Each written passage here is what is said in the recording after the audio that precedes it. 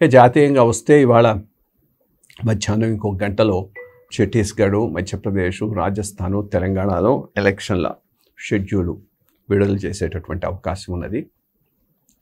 So ఇవి కొంత జరగబోయేటటువంటి general ఎలక్షన్స్కి ప్రిల్యూడ్ లాగానే ఉంటాయి. దీనిలో ఓవరాల్గా బీజేపీ పర్ఫార్మెన్స్ బాగుండొచ్చు నా ఉద్దేశంలో జరగబోయేటటువంటి ఈ ఎన్నికల్లో ఈ 3-4 రాష్ట్రాల్లో. ఎందుకంటే రాజస్థాన్, ఛత్తీస్గఢ్ 2 రాష్ట్రాల్లోనూ యాంటీ ఇన్కంబెన్సీ తప్పకుండా బీజేపీకి కలిసి వస్తుంది. మధ్యప్రదేశ్లో వాళ్ళు రాజ్యంలో ఉన్నా కానీ ఆయన చాలా experience chief minister Shivraj Singh Chouhan కాబట్టి ఆయన ఫేస్ చేసి ముందుకు రావచ్చు. బట్ అక్కడ ఆల్రెడీ వీళ్ళు 20 ఏళ్ల నుంచో ఏమో పాలన చేస్తూ ఉన్నారు. సో అది కొంత యాంటీ ఇన్కంబెన్సీ వచ్చినా కానీ రావచ్చు. తెలంగాణ వరకు వస్తే పరిస్థితులు ఎట్లా ఉంటాయి అంటే ఐ థింక్ కొంతవరకు బీజేపీ ఒక గోల్డెన్ ఛాన్స్ను పోగొట్టుకుంది. ఒక్క సమయంలో ఇది బీజేపీ బీఆర్ఎస్ లెవెల్కి వెళ్ళిపోయింది.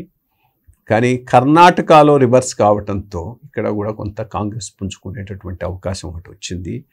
అది కొన్ని 2-3 తప్పటడుగులు ఒక సిస్టంలో వెళ్తున్న దాన్ని కాస్త డిస్టర్బ్ చేయడంతో కొంత బీజేపీ అంతకు ముందున్నటువంటి అఫెన్సివ్ నుంచి కొంత డిఫెన్సివ్లో పడిందని చెప్పుకోవాలి. యాంటీ ఎస్టాబ్లిష్మెంట్ అయితే బాగానే ఉంది తెలంగాణలో కూడా.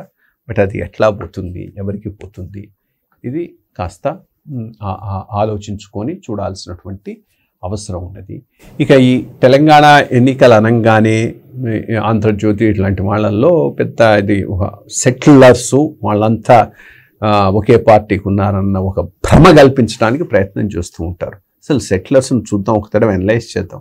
సెటిలర్స్ అంటే ఎవరు? సెటిలర్స్ చాలా రోజుల నుంచి వచ్చారు. ఆంధ్రప్రదేశ్ రాష్ట్రం 1956లో ఏర్పడి హైదరాబాద్ క్యాపిటల్ అయినప్పుడు ఉద్యోగరీత్యా చాలామంది వచ్చారు.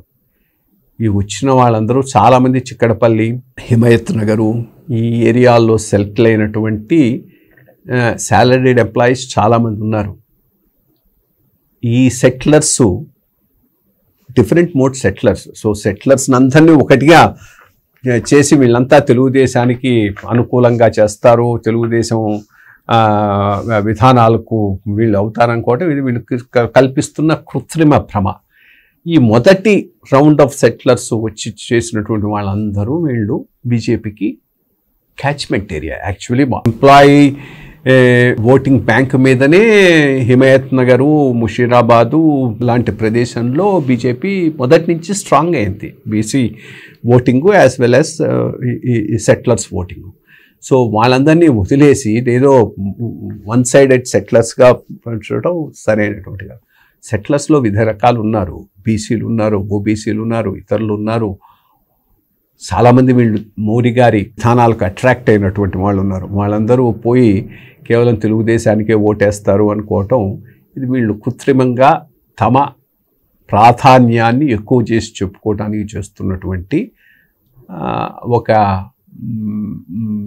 ఏమనాలంటే ఒక ఒక ఒక అసత్య ప్రచారం. ఇది ఇన్ కేస్ వాళ్ళకు తెలిసినటువంటి మొదటి నుంచి చేసేటటువంటి విధానమే దాంట్లో భాగంగానే చేస్తున్నారు.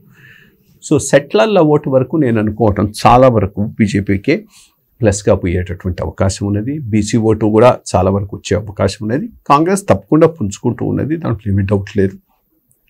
సో ఈ త్రిముఖ ఎన్నికల్లో ఏ రకంగా వస్తారనేది ఇక్కడ మనం చూడాల్సినటువంటి అవసరం ఉన్నది. ఇక రాజస్థాను, ఛత్తీస్గఢ్లలో తప్పకుండా అడ్వాంటేజ్ బీజేపీకి ఉండొచ్చు. మధ్యప్రదేశ్ కూడా ఉండే అవకాశం ఉన్నది. దీన్ని బట్టి కొంతవరకు మనకు జరగబోయేటటువంటి ఎన్నికల యొక్క ఒక ఇండికేషన్ వచ్చేటటువంటి అవకాశం ఉండొచ్చు. చూద్దాం. త్వరలోనే 2-3 నెలలు ఎలక్షన్లు పూర్తయి వీటి రిజల్ట్స్ వచ్చేటటువంటి అవకాశం ఉన్నది.